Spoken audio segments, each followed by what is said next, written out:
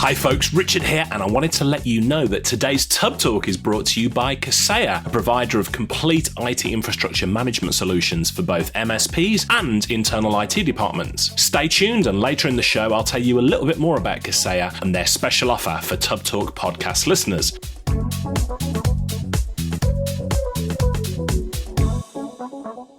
You're listening to Tub Talk, the podcast for IT business owners, with our featured conversation with Richard Tubb and Fred Vukola of Kaseya.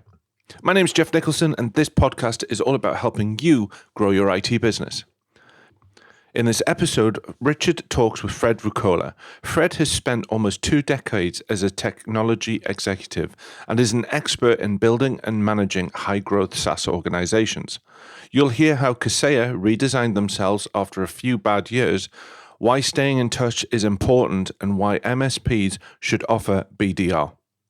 This episode was recorded in person between Richard and Fred at the Kaseya Connect Europe 2018 event in Amsterdam earlier this year. And now, without further ado, here's Richard Tubb talking with Fred. Fred, welcome to the podcast. Thank you. Thank you for having me. We are here in Amsterdam at Kaseya Connect Europe 2018. Kaseya are one of, if not the, sort of biggest players, most established players in the MSP space. Thank you for the correction. I think it would probably be fair to say before you came on board as CEO that Kaseya had lost their way a little bit in the MSP space. Not so much now. You've come back roaring back with things. In fact, I was speaking to one of your clients outside earlier in MSP, and they were saying, Kaseya make it easy for us to do business with them. What has changed in the past few years since you've become CEO? Sure. So I was fortunate enough to join Kaseya about 3.5 years ago. And so a little history on Kaseya. So a guy named Gerald Blackie is really the founder and the brains behind the idea of Kaseya. And they had some really interesting technology, maybe 14 years ago. And like any good startup, they were trying to find a market, trying to find a buyer, consistent buyers for it. So at that time, there were a lot of dynamics changing in the IT infrastructure world, primarily the internet. So a lot of organizations, VARs and resellers, found their margins getting crushed. Reselling Dell and reselling Cisco and HP and Microsoft. Because of people buying direct from the vendors and the changing of the channel, their margins shrank massively. So in order to stay alive, they had to reinvent themselves. So at the time, Gerald had this company, Kaseya, with a technology, kind of the first remote monitoring and management technology. And I'm saying it like that because, 14, 15 years ago, this kind of technology wasn't well known. It was a brand new category. So Gerald and the company recognized that a lot of these Microsoft-centric VARs, and that's kind of really where it started, a lot of these Microsoft-centric VARs had to find other ways of existing, other ways of providing value. Well, as the operating system and the hardware got a little bit more complex, they required a lot more support. And downtime was happening, and then the complexity of the power of some of the applications just started to overwhelm some of the small businesses. So the ability, so a lot of these small businesses were calling up their IT people and saying, hey, we have a problem. And a lot of people would go and charge, $100 or €100 or £100 an hour to go and address the issues. The challenge or the opportunity was a lot of the issues that kept happening were the same issues over and over. And so what Gerald looked at the technology to do was to convince convince what are now called managed service providers to say, look, if you use the automation that exists in our technology, you can remotely monitor and manage systems and proactively address 90 to 95% of the issues and charge a monthly fee for it and not have to send a technician every time. And so that kind of birthed we think of as the MSP industry. So fast forward 10 years after that, Gerald sold his business to Insight Venture Partners. Insight Venture Partners is one of the leading private equity firms that focuses on IT infrastructure and also MSP-facing IT infrastructure software companies. And a number of them have been successful, from LogicNow to Veeam to Acronis to SolarWinds. It's been a lot of fun. Kaseya. So when Insight bought the company, the new executive team that took over tried to expand the focus of the company and focus more on large enterprise companies, saying that Kaseya owns the MSP space. We're the number one provider there. We have upwards of 10,000 managed service providers at the time. Let's take our market and expand it into the large enterprise. And quite frankly, it was a bad decision. We lost our way. We took advantage. Take a step back. We took for granted our MSP customer base. So when I came on board, knowing that managed service providers are mostly small business owners, and when you're a small business owner, I don't need to tell you, you're obviously a small business owner. It's your business, and that sounds kind of funny, but a small business owner, every penny, every dollar, every euro, every penny matters. Every decision is personal because every decision impacts that business owner's ability to feed his or her family. So by not focusing on that market is the same as dismissing the market. And Kaseya made a couple of people unhappy that way. So when I came on board, I recognized that's the place where Kaseya has been. That's where Kaseya is good at. And we reshifted back 100% into figuring out how to help MSPs make money and grow their business. And that's everything that we do. And that's all we think about 24/7.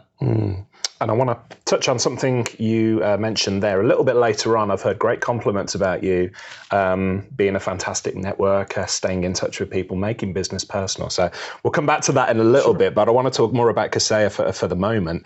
Number of acquisitions you made. So 2013, there was what is now known as Traverse. 2016, Vorex, the PSA tool. You've recently acquired RapidFire Tools. Great acquisition, brilliant company, good people there. And Spanning backup as well. And Unitrends. Recently. And Unitrends as well, thrown in there back. So there's a lot in there. So something you said on stage, I guess when people make so many acquisitions, when companies make so many acquisitions, a fear of an MSP can be, you integrate with everybody, but maybe some of the integrations are not going to be as integral as others. Something you said on stage really caught my ear. You said of all of your other vendors, we want you to compare them to us.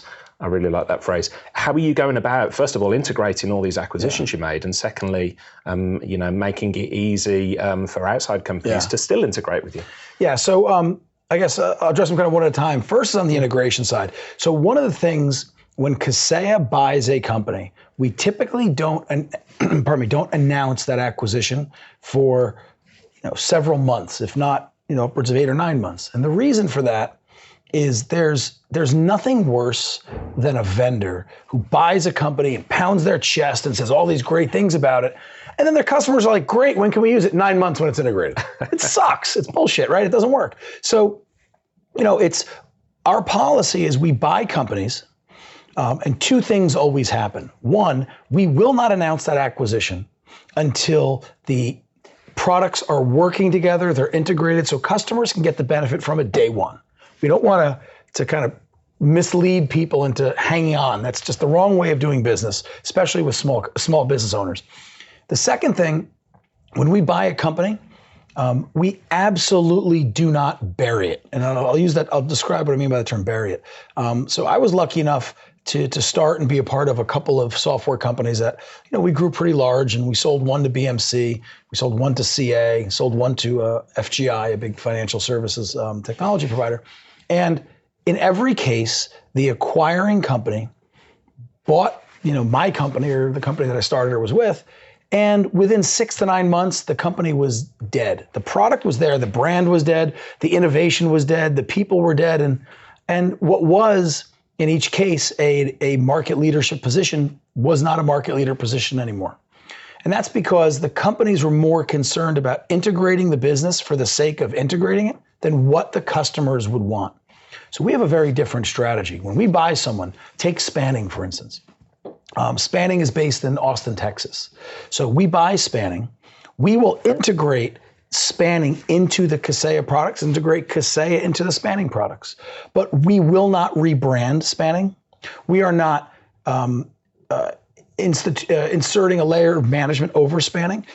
Chad Savoy, the CEO of spanning, Chad will remain the CEO. His team works for him. It's important to keep that entrepreneurial spirit there. That group in Austin, they are the best at SaaS backup. They know more about, for example, O365 backup. They forgot more about it than you or I'll ever know. That's what they do, and their whole company's focused on it. Why would we mess with that?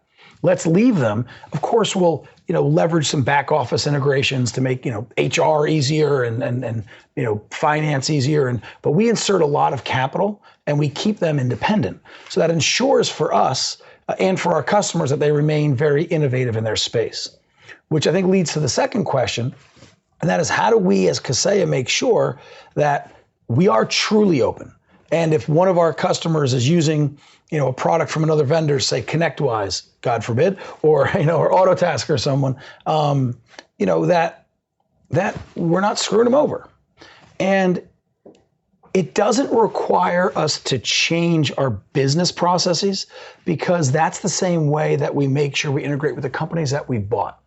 Right? So if you take Spanning or if you take Rapid Fire Tools, yeah, they're owned by Kaseya and we're very close with them. But we're not overlaying levels of management. I'm not part of the Kaseya development team, for example. So when we engage with Autotask, for example, on integrating their PSA with our RMM and their RMM with our PSA and things like that, it's a natural process. The other part, as talked about today, is if we don't do that, believe me, our customers will not be happy, and they will let us know, because our customers are not shy when things don't go well. So that's the how we kind of handle that. Yeah, and I noticed on stage you said Kaseya is and will remain an open platform. Yeah. You also said, which I thought was really open and honest of you, as much as it pains us to admit it, MSPs need competitors. So you touched on some of them there. So I really like that state of play there. Let's talk about one of the integrations of very close partners you've got, IT Glue. Yeah. I think that's a great example, isn't it? It's not just an integration. You've got that built in to the platform. Tell me more about how that came about. Yeah, so IT Glue they are one of the fastest. They've taken the MSP world by storm. Everyone knows IT Glue. Chris Day, their CEO, so he actually was an MSP owner, just like Mike Mattel, who was the founder of Rapid Fire Tools. One of the things that's super cool in the MSP space is a lot of the really innovative, kind of cutting edge companies. They're founded by ex-MSPs who use this technology to help their MSP do something, and they turn it into a product. So Chris was a case study on that, and I came across Chris about 2 years ago. They bought a booth at our Kaseya Connect conference, and I looked at what they did. I'm like, that's pretty cool stuff. And his team was just religious about how important automated documentation is and how it's going to change everything. And so we started using the product internally. Our internal IT staff started using it, and they were just saying, this is fantastic. And they had some ideas about building integrations. And so we sat down with Chris and Luis, who's his head of product, and another great guy. And we just looked at saying, how valuable would it be if not just we had an integration, but if we could take the IT Glue product and literally make it a part of our RMM and in the different components of the RMM. So one of them is in the remote control piece. We call it Live Connect. So when you if you're a Kaseya user and you remote control into a machine, IT Glue is there inside of our application in real time, real syncing the information bidirectionally. So it's right at your fingertips. You don't have to leave Kaseya's product and then go into IT Glue. It's all right there, and it's so valuable that the automated documentation is, I think it's going to be the standard of how every MSP shares information about their different customer bases. And I think every vendor needs to look to do similar things as what we're doing with them, because the customers are demanding it. Agreed. I've seen customers have more loyalty to IT Glue than their PSAs, which is interesting. I was just speaking to an MSP outside, and he was saying, I live in IT Glue. Yeah. And interestingly, I was looking at speaking to a PSA, and they were just getting the demo of the integration. Yeah. I'm a geek. I'm a tech, all about the technology in the background, a technician first and foremost. And most MSPs, I think, are driven by business owners who are technicians first and foremost. But just seeing the reaction on that person's face, he was like, "This is very cool. This is going to save us a lot of time." Yeah. So we can still get excited about that stuff. Yeah. I'm going to change tact a little bit. So BDR is a big part of Kaseya's business. It's second only to security and growth for the MSP space. You've now got a full suite of BDR solutions, application-based, appliance-based, everything. Where do you see the opportunity for MSPs in that BDR and the backup space as a whole? Huge, huge. I think that data, most industries and most industries around the world are digitizing, and they're all about data one way or the other. And that's, as that comes into the small to mid-sized business, which are the customers of our customers, right? The customers of our MSPs, it's no different there. So if you think about backup and disaster recovery, let's break it up into like the two categories. There's security ramifications with it. If you get hit by ransomware, what do you do? If you don't have a good backup solution or a good recovery solution, you're kind of hosed. There's compliance ramifications for it. There are business continuity ramifications, which are pretty generic. So if I'm an MSP and I'm talking to a customer, we have some information that says data is the second most important asset that a small to mid-sized business has after their people. Well, think about how much money companies pay for health insurance, or they pay for training of their employees. Data is, you have to protect it and invest in it. And investing in data, a lot of people think on the front end, make sure that the data quality initiatives are good and that sort of thing, but invest in the quality of your data on the back end. Make sure that it's there. Make sure it's replicated. Make sure you have easy access to it. Make sure you can parse it for security requirements and compliance requirements. So these are concepts that 10 years ago, the Fortune 500 understood, and small businesses were just, what are you talking about? Now, they all understand it. So a lot of MSPs are starting, the ones that we see that are super successful with it, are starting to get out of saying, okay, we'll manage your computers. And they're starting to say, we'll help you manage your business. And data is a key part of that business. So when we look at the general landscape of technology for it, certain data resides in SaaS applications. Email, for example, is a great example, O365. Certain data resides on a workstation. Certain information resides on a workstation, and you have information resides on servers. All of this needs to be backed up and easily accessible in a recovery situation, and easily parsable in the compliance situation. So what our strategy is to enable an MSP to, quite frankly, make money on it. And this is where MSPs should be making a lot of money, because it's like insurance. Hopefully you never have to use it, but if you do, it better be there, right? Same with an MSP, it has to be there. And for an MSP, there's really two ways an MSP makes money. One is by selling services and generating revenue. The second is by delivering those services in a cost-effective way. So when it comes to delivering backup and disaster recovery, it can become expensive. The kit is not cheap. The software, the hardware, whatever means you're using, it's not always cheap. And sometimes it can be very labor intensive for a service that hopefully never gets called upon to be used. So our approach is to integrate the BDR kit, the BDR software, whatever the technology is that we're offering, into the tool, into the product that the MSP technician uses all day long, their RMM, and make it as seamless as we can. So the technicians don't need to learn multiple tools. They don't need to train on multiple products. They don't have to exit multiple products and do basic workflows. And we charge about 20 to 25% less for our kit than the other providers do. And we can do that because we're not just providing backup and disaster recovery.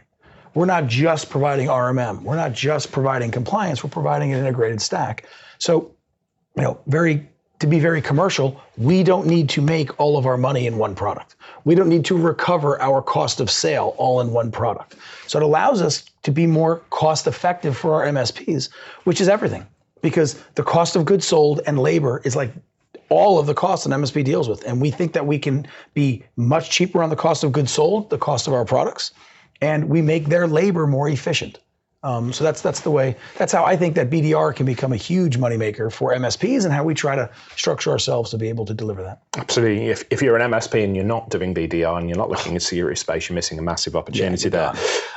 So getting back to something mentioned earlier on, a compliment I've heard more than one person give about you personally is that you're great at staying in touch with people. Now, I'm in the middle of writing a new book about business networking for geeks.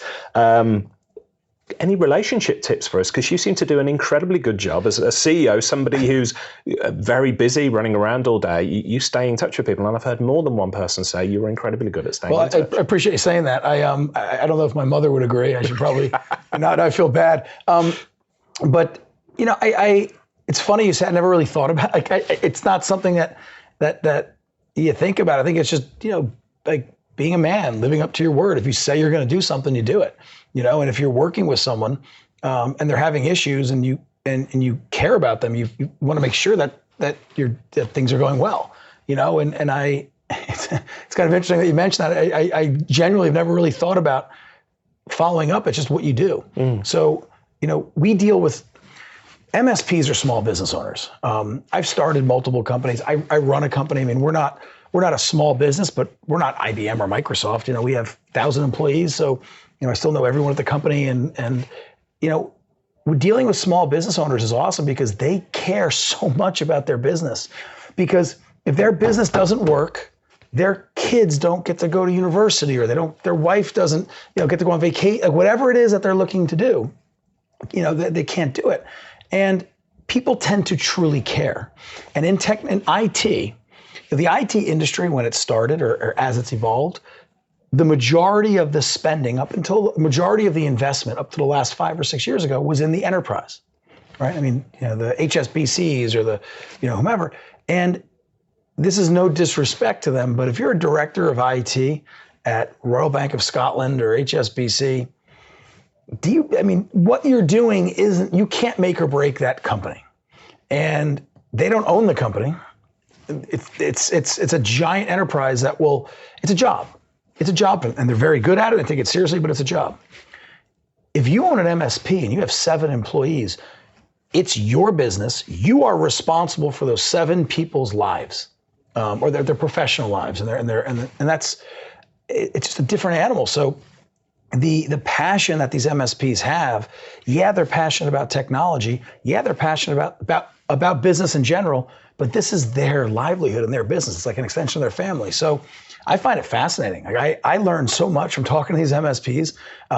They're definitely not shy. They will definitely let us know when we screw up, man, let me tell you. And they're also more than willing to help us, which is it's so awesome. I mean, when we screw up, and we've done that a few times, they're the first to call us out. And then after berating us for a while, they're the first to stand and say, all right, Fred, let me tell you, here's some things you should do. And it's pretty cool. So maybe staying in touch, it's me being selfish because we gain so much from it. And, I enjoy it. It's super cool to talk to business owners all day long. I mean, it's a group of people that I have a lot in common with. So I like it. And I don't think they'd see it as selfish. So keep doing what you're doing there.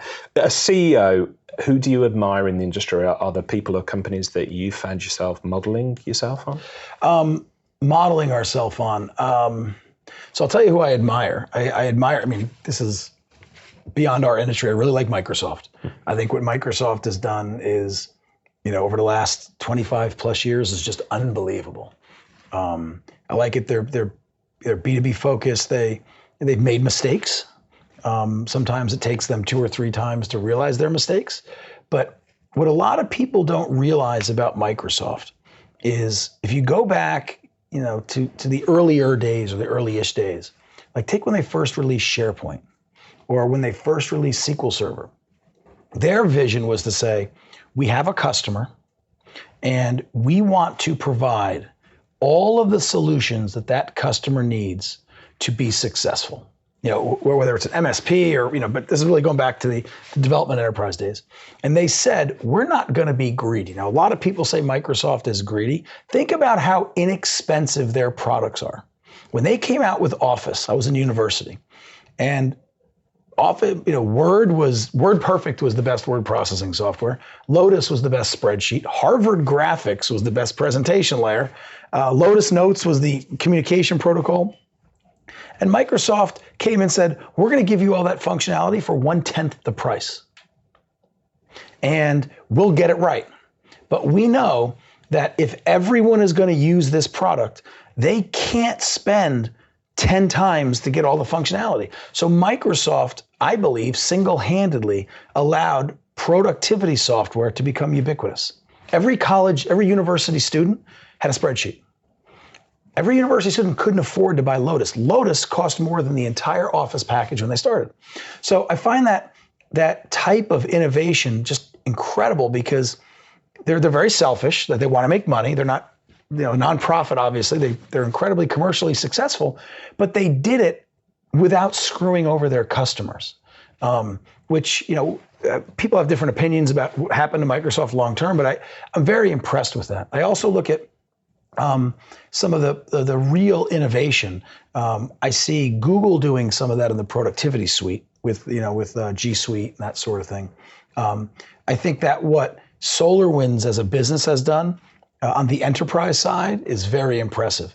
They did a very good job of identifying whom their customers are, having products that can meet their needs, not selling them functionality they don't need, and having a really affordable price and making it easy.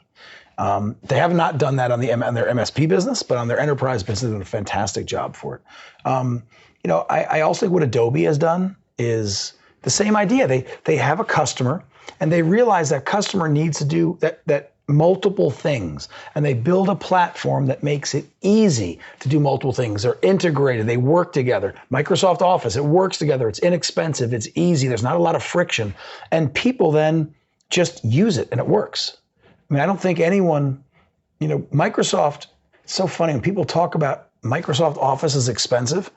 Microsoft Office in 2018 is less expensive in absolute, pounds, because there were no euros in absolute pounds, than in 1994 buying WordPerfect, Excel, and Harvard Graphics. It's amazing what they've done. So I think it's an incredible way of looking at it. So. Absolutely. Getting back to you as a CEO, what would you say is the most important skill that you would consider a successful CEO has to have? Empathy for customers, empathy for what pains that they go through. I'm not talking about just pains of dealing with us as a vendor, like understanding your customer, right? Looking in the eyes of your customer and saying, what is your business like today? What's it going to be like in 3 to 5 years? And having a very clear understanding of it. Second thing is translating that to vision, having a very clear vision of how our company can help our customer get from A to B. And then communicating like crazy. Communicate that internally, externally, reinforce it. And then the fourth piece would be making sure that you hire the best people in the world that are the right fit for our customer base, that are the right fit for our employee base, and the right fit for a company culture, whatever that culture may be. Kaseya's culture may be different than the next company's, and someone who's successful at Kaseya may not be successful at another company. A product manager who's successful in dealing with big enterprises probably won't be successful in dealing with MSPs. Just understanding those things. But I think it all starts with empathy and being able to not empathy in a sense of feeling sorry for someone, but being able to shut up and listen, understand, and then come with a vision for how you can help them get from A to C, or A to Z, or whatever you want to look at it. So yeah, something that comes across just from talking to you is you've got this commitment to self-development. Are you a book reader? Do you read a lot of books? Oh, yeah. What's a book that's made a huge impression on you? Leadership and Self-Deception. I would encourage every human being that I talk to, whether you're in the business world or not, to read Leadership and Self-Deception. It helps people with their personal lives. It's all about interpersonal communication, self-awareness, which is, self-awareness is just such a we can never be too self-aware. If you know your weakness, if we know our own weaknesses, man, we know how to surround ourselves with people that complement them, and we can do things. So another book I like is, it's a book on teamwork. It's called The 5 Dysfunctions of a Team. Yes. Lencioni, he's got some really interesting stuff. The 5 Temptations of a CEO. It's another interesting read that comes there. I also love military history. I'm a fan of history of all kinds, but in terms of relevance for this, those are some that I'd recommend. Fantastic. I know our time is brief here. You've got to run off and speak to other people. As we wind up then, what's the one thing you would want MSPs to associate with Kaseya? Success. Not Kaseya success. Like, I can give a shit about our success. Hopefully, a Kaseya, actually not hopefully, we know that a Kaseya MSP is growing at a rate of about 25% larger than the MSP community overall. We see that because we see how they consume licenses and we know what their revenues are. A Kaseya MSP, if a Kaseya, we strive to make sure that our MSPs are successful. A million ways we do it. We talked about a lot of them, but if an MSP is thinking Kaseya, I want them to think that here's a vendor that cares about our success, not just by giving it lip service and having the salespeople come and smile and give thumbs up, but also their business model is one where Kaseya only achieves financial success when our customers do. If our customer shrinks, so does Kaseya. Kaseya is investing tons of money in not just technologies and products for our MSPs to be able to get the full wallet share of their customers and differentiate against other MSPs, but we're spending lots of resources to make it easy to do business with us. Online provisioning systems, like as a stupid example, or self-serve portals, customer portals so their customers can white label and leverage it. Everything that an MSP needs to run their business effectively, and to make sure that they can easily attain the full wallet share of their customers, and that if there's a prospect who's looking at 2 MSPs, the Kaseya MSP has a much better story to tell, and they win 8, 9, 10 out of 10 times. That's what we strive for. Doesn't always happen, but that's what we strive for. And once next time I get in a room with 100 MSPs, if 90 of them can repeat that and associate with that, then we're doing well. I love it. Fred, you've been really open and honest. Thank you for your time today. Appreciate it. Should we go and enjoy a bit more of Amsterdam now? Let's go do it. Awesome. Thanks. Cool. Thank you. Thanks for listening to Tub Talk, the podcast for IT business owners. You can find the show notes and bonus content for this interview, along with dozens of other interviews with IT business leaders over at www.tubblog.co.uk. If you enjoyed this podcast, then we'd really appreciate you rating and reviewing the show over at iTunes. Every review helps us reach new listeners and helps raise the bar for success in the IT industry. Thanks for listening, and I'll speak with you next episode. Have a great day.